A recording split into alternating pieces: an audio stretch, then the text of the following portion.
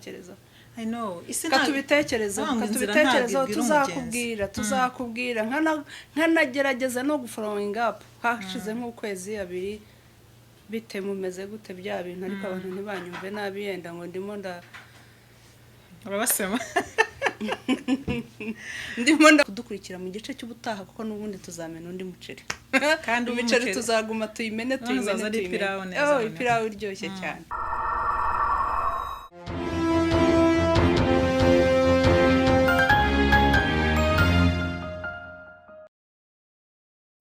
Inshuti bakunzi ba The ITV ndabasuje kandi mbahaye ikaze mu kiganiro cy'uyu munsi. Njyewe ndi Mary Murerwa ndi kumwe na Yusto hanyurwa kuri kamera. Hanyuma uyu munsi nanone twagarukanye na Allen, mumaze kumumenyera hano kuri The ITV ntagakiri umushyitsi ahubwo abamaze kuba umusango. Turaje rero nanone mu gice cya gatatu kubera yuko ubushize hari ukuntu twasoje ikiganiro cy'ubushize ntabwo twagisoje neza. Ubu rero uyu munsi tugiye guhera aho twagarukirije ubushize. Twari tumaze kubabwira imimaro cyangwa se benefits za life insurance, twari tumaze kuvuga umumaro wa gatatu. Uyu munsi turahera ku mumaro wa kane kuko harimo imimaro ngira ngo igera nko kuri 12 irarenga ariko turibanda turavuga 12 cyangwa 11 kubera igihe kuko ntabwo yose twabivuga ngo tuyivemo muri aka kanya. Iyo niyo y'ingenzi, iyindi yose n'ubundi bishamikiye kuri iyo ngiyo kuri izo benefits. Izindi benefits zishamikiye kuri izo ngizo turi bube tuvuga uyu munsi. Ikaze nanone Allen kuri The ITV. Urakoze cyane Mary, urakoze kumpa ikaze, nishimiye kongera kubana namwe uyu munsi. Ubu se waruvuze ngo tuhere ku mumaro wa kane. Ubu ngo tuvuge nk'umuntu utarabonye iriya ubu ntitwayinyuramo twihutishije byihutisha. Nkuko Mary bivuze twari twababwiye ku mimaro itatu. Wa mbere wari umumaro witwa compounding interest. Compounding interest ni hahandi tubona iyo ubikije amafaranga yawe kuri banke cyangwa ahandi hantu muri konti runaka ubaguhereza inyungu, none bakajya baguhereza inyungu ku gishoro ndetse n'inyungu zimaze kuza no ku nyungu zimaze kugenda zizaho. Yari kari akamaro ka mbere.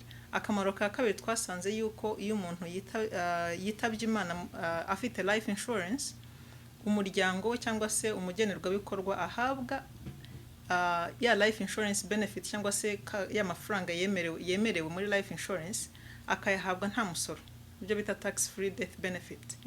Ikindi cya gatatu cyari probate court free. Probate court twasanze yuko ari urukiko rugena uko imitungo y'umuntu yitabye Imana muri kino gihugu uko igenwa. Dusanga yuko iyo bigiye muri urwo rukiko bishobora gutwara amezi 3 kugera ku myaka, amezi 6 kugera ku myaka n'icumi ishobora kugera bitewe na state turimo ndetse n'akazi bafite ko kangana. Aho ngaho rero twasanze yuko iyo ufite life insurance yo ntago ijya muri probate, irayi bypassing. So tujye ku mumaro wa kane none. Umumaro wa kane witwa terminal illness rider. Terminal illness rider uyu munsi ntago turi buze kubereka imibare, ariko nubwo imibare rwose ihari uyu munsi turababwira kuri iyo mibare. Iyo terminal illness rider ni kwa kundi ujya kwa muganga, muganga akakubwira ati rero hushigaje amezi 7, amezi 6, amezi 12 iyo muganga avuze yuko ushigaje amezi atarenze 12 ngo witaba Imana, insurance company ufitemo policy iguhereza agaciro ka insurance kawe uwo mwanya, ikaguhereza ukiriho yitwa coverage cyangwa se coverage, face amount, policy amount, yitwa ibintu bitandukanye ariko bisobanuye byose agaciro ka insurance bora baguha angana iki 100%. Baguhereza 100%. Tuvuge niba warafashe policy cyangwa se coverage ingana na miliyoni, icyo gihe bazaterura ya miliyoni yose ko yakubaye uyikoreshe ukiriho mu gihe utarapfa.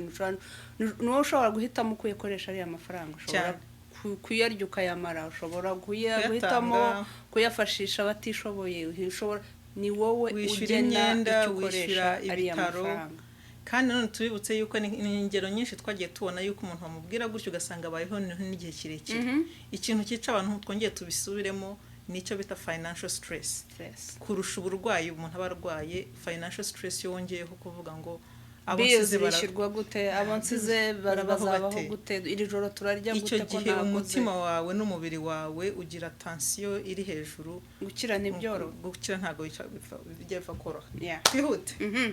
Tugiye ku mumaro wa gatanu. Umumaro wa gatanu ni critical illness rider, ariko buretse mbere yuko yenda ntabwo twasobanuye akantu kitwa rider, riders ribuka umuntu wigeze kutubwira hari umuntu wigeze kutubwira ko riders twarimo dushaka ijambo ry'ikinyarwanda twayasimbuza, aratubwira ngo ni uturege. Amani ndagusuhuje ngo tuyita uturege. Kuvuga uturege abantu baratuzi, kenshi tubatuza umwana aratuvukana ari inyongera, twaba ko ari nk'umugereka ahubwo buriya cyangwa yenda ka tuwita umugereka. So kugira ngo ubone ayo riders ugomba kuba uri covered first of all, ugomba kuba ufite coverage. Noneho iyo coverage iyo ifite iyo policy izana n'izo riders n'uturegeya cyangwa se migereka kandi ikindi iza nta giciro kindi cyangwa se nta kindi kiguzi wongeyeho, iziri inclusive ari whole package. Hari companies ariko zizigurishwa yego hariho ariko izo dukora ni nyinshi zizanamo iyo ufite policy ni ukuvuga ugira na ya riders. Yego dukorana n'izo bita platinum providers. Izo companies zitanga ibintu byuzuye mu by'ukuri, ntago zitanga ibice akenshi. Tujye kuri critical illness rider. Critical illness rider ni sobanura cyangwa go ahead. Okay. Critical illness rider ni igihe umuntu agize uburwayi ariko ubwo burwayi bukaba burimo buteje threatening ubuzima bw'umuntu, meaning yuko umuntu ashobora gupfa anytime. Tuvuga urugero ufite stroke ifashwe na stroke, hari abapfa ako kanya, hari n'abakira igihe kikazagera bakongera bagacya cyangwa se bakagira ubundi bumuga basigarana cyangwa se ikindi. Ariko muri ako kanya igihe ugize critical illness, ugize heart attack, ugize kanseri, hari zitwa end stage renal failure, hari Parkinson iza muri chronic. Iza muri chronic, okay. Kuko iyo ni igihe kirekire. Hari indwara umuntu zimufata zithreatening ubuzima bwawe ko udashobora kuba kuyego. Izizwi cyane ni kanseri, umutima, na stroke. N'indi ndwara ishobora gukomera ku buryo threatening ubuzima bwawe. Icyo gihe noneho iyo ugize ubwo burwayi kubw'amahirwe makeya, icyo gihe company wafashemo insurance ntabwo itegereza ko uzapfa ngo bane guhereza umuryango wawe. Ntabwo ari nka za polisi zinahangaza tugize bahera ko bakagutabara hakiri kare iyo babimenyeshejwe. Of course tuba duhari kugira ngo tugufashe muri iyo process, tubane nawe tubigufashemo, tukwereke uko bigenda, baguhereza ya mafaranga, baguhereza amafaranga ageze up to 90%. Ntabwo ari nko gufata 90% yose, ariko ushobora gufatamo agera kuri 90% ya coverage twavuze ya miliyoni y'amadolari. Ni rwo rugero turi butange. Icyo gihe baguha amadolari 900. Ikibazo kiravuga ngo uyu munsi biramutse bikubayeho, wowe ndabizi ko ufite policy covered, ariko noneho umuntu utari covered biramutse bikubayeho wowe udukurikiye, hari usibye n'ibihumbi 900, hari n'igihumbi ufite. Ashobora kuba afite igihumbi ariko nta bihumbi 100 afite. Kandi ubuvuzi bw'inaha cyane cyane muri bino bihugu buteye imbere ni byiza, ariko buranahenda. Ibyo byose bizana n'ikiguzi. Hari ukubwira ati nge nzagurisha inzu yanjye mfite muri uriya mujyi tuye hano hirya. Iriya nzu uzayishyira ku isoko, uzi ko ijya imara amezi 6 itarabona n'umwaka ishobora kubumara. Hari ukubwira ati ngewe naguze amazu, mfite source of income ku ruhande. Ibyo ni byiza, ariko hari igihe bitagutabarira ku gihe. Kimwe n'umuntu utekereza yuko yenda afite amafaranga ahagije muri savings, right? Akavuga ati ariko hari igihe urugero nko wavuze stroke, ushaka kugira stroke ntupfe, yego, ariko ukamugara. Kumugara ntubugishoboye gukora. Ese za savings zawe zizakumaza igihe kingana iki? So critical rero hibera mbi ntago irangirira aho ngaho. Iyita ni nka ya mine, iyita kwishira kumugaza. Either critical ishobora kuvamo terminal. Ishobora kurwara kanseri, gatangira ari kanseri. Ishobora kuvamo terminal cyangwa chronic. Ishobora kurwara stroke ukazasanga uruhande rumwe rw'umubiri wawe ntago ingingo zose zikora, baye paralyze, ntago gishoboye kwikorera ibyo wari usanzwe wikorera. So aho ngaho rero critical ni hiberambi. Ishobora gutangira ari critical itakwicika kumugaza. Ni nka za mine za kera. twajyaga twumva. So critical yivuyeho haza chronic illness rider. mbere yuko tujya kuri chronic illness rider ndagira ngo mbabwira story gatoya ko umuntu jewe nzi personally jewe umuntu nzi warwaye critical illness yarwaye stroke yagize stroke uti byagenze gute ni umuntu nzi twari duturanye mu yindi state ntabwo ndi buvuge iyo ariyo kugira ngo umutekano we uwo muntu yari umupapa umugabo afite umugore bafite abana 4 bose bakora bameze neza ibyo urebesha amaso ubona bameze neza babayeho mu buzima bw'ahanga bose bakora bafite inzu yabo bafite amamodoka abana biga muri private school ubuzima bwari bumeze neza rimwe out of nowhere kwa kundi umuntu uba waryamye abyuka ariko bwari amaze igihe ataka umutwe mu gihe barimo gutekereza kujya kwa muganga agiye kuryama abyuka byanze bamugejeje kwa muganga ngo stroke yamufasha ushaka kwemera yuko uwo mupapa kuva icyo gihe kandi ubu ngubu birajya mu myaka 3 uzi yuko ubu ngubu ari mu kagare muri wheelchair. Can you believe it? So ari muri wheelchair umugore niwe urimo gukora wenyine umugabo ntago akirimo gukora yanzu kubera yuko batagishobora bari covered ibyibuze ntabwo bari covered nyine nicyo action na nindi wonshaka kwerekeza imyaka 3 irashize ari muri wheelchair umupapa yanzu bari bafite bayisubize ku isoko bimwe bavuga ngo foreclosure inzu bayiteza cyamunara inzu ntago bakiyirimo itezwa cyamunara kugira ngo bagiye muri apartment abana bavuye muri private school ubuzima bwarivanze bya bindi bavuga ngo bwataniza upside down ugomba kwivanga bwarivanze ugomba kwivanga urumva tuvuge nk'umudamu ubu ngubu afite inshingano nyinshi arakorera umuryango ari we wenyine ukorera kandi akaba akeneye no kugora akaba ari kumwe n'abamuryango akita no ku mugabo akita no ku bana urumva none ikintu kijya kimbabaza no kurusha ibindi byose nuko iyi famille nayikoreye presentation oya ntabimbwire wow nabakoreye presentation ni bya bindi bavuga ngo byagenze bito bakore presentation ntara concluding bate turacyabitekereza I know katubitekerezaho tuzakubwira nkanagerageza no gufollowing up hashize nk'ukwezi 2 bite mumeze gute bya bintu ariko abantu ntibanyumve nabi yenda ngo ndimo urabasema ndimo ndavuga ibintu byabaye n'ibintu bibabaje ya gahunda tuzayikorera ryari ngo reka ngo urabona ngo tugiye kujya mu Rwanda ngo nitugaruka ngo byarangiye birangiye uko nguko I know ibyo ngibyo twese ariko turabakandida b'ubuzima ariko njye uzi ikintu kijya kinshimisha nyemba numva urubanza rwaramvuyeho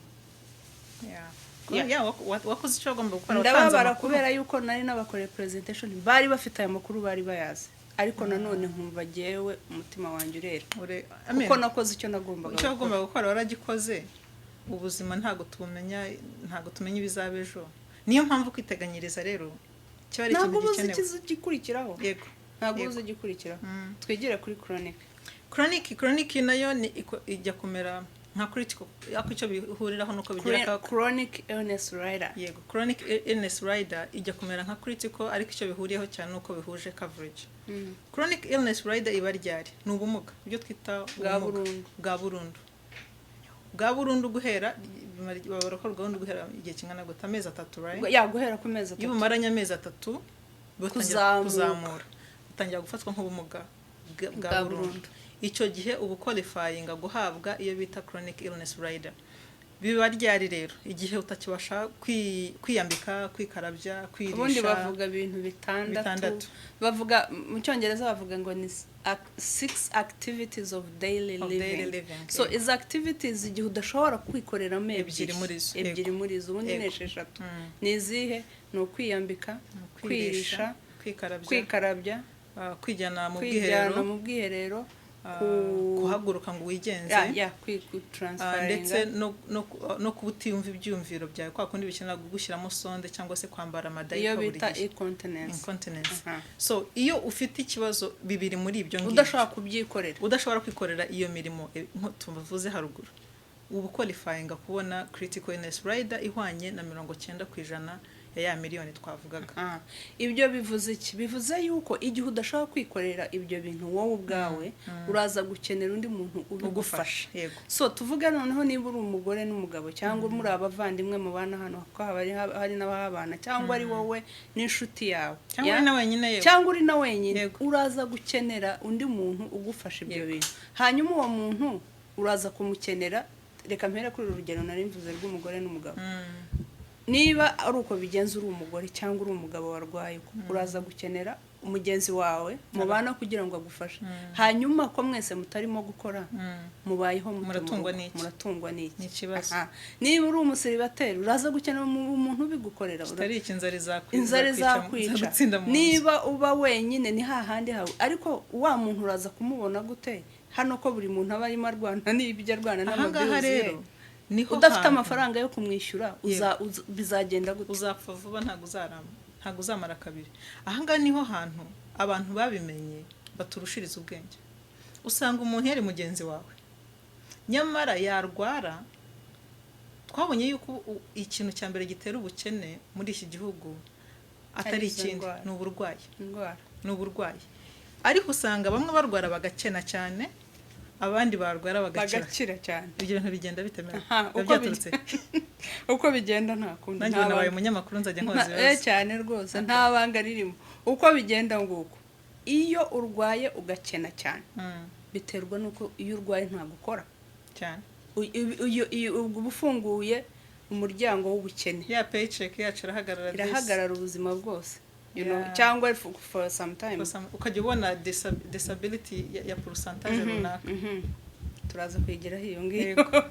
Noneho babandi barwara bagakira ni babandi biteganyirije bamenye iri banga rya life insurance cyane. Kuko yaba critical yaba chronic nkuko twamaze kubireba ndetse niyo yaba na terminal ari amafaranga barayaguha. Ayo mafaranga yari yo bayaguhaye ni wowe uhitamo icyo uyakoresha. Ntago bohereza sheke kwa muganga, bohereza sheke amazina yawe iwawe kuri wowe. Iyo sheke nta misoro ibazwa. Urumva iyo sheke nta wundi muntu uyikubazaho. Iyo sheke uyibona mu masaha atarenze 48 kuva yisabye. Niho hahandi hazira ikintu nk'urugero nari nanze rw'iyo famille. Niho hazira ikintu cyitwa income replacement.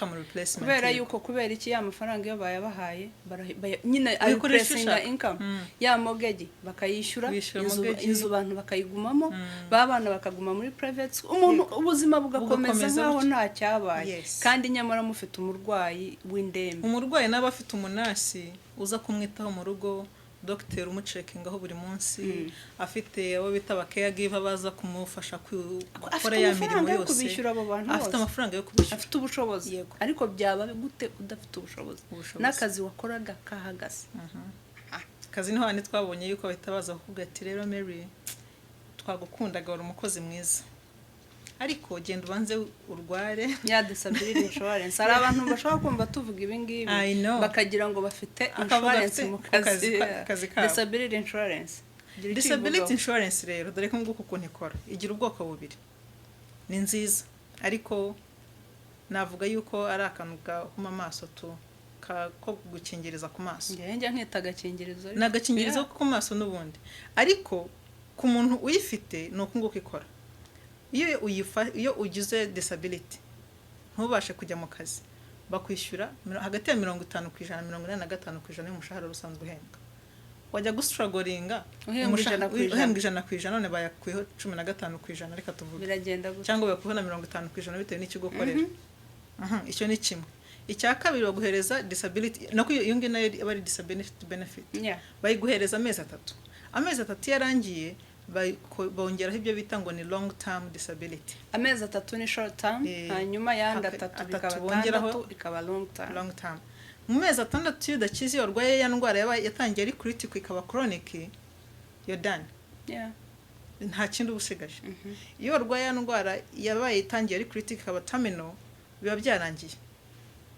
So iyo disability benefit rero ni kagakingirizo bavugaga ntago ari yacu. Yeah. Kandi ikindi tubibutse yuko disability benefit uyihabwa n'umukoresha kubera yuko nawe ari mu nyungu ze. Mu nyungu ze mu nyungu ze mu misoro. It's a tax write off. Kuko yaguhemba yandika yuko yatanze yakwishyuriye disability insurance. Yes. Cyangwa na ya group life insurance na ya group life. Iriya yikora wapfuye utarapfa ntacyo muvugana. Utarapfa ntabwo nagari yawe. Hari ikindi kintu nashakaga kuvuga kuri chronic. Yeah. Karacitse. Karacitse. Ntacyo kibazo. Aha.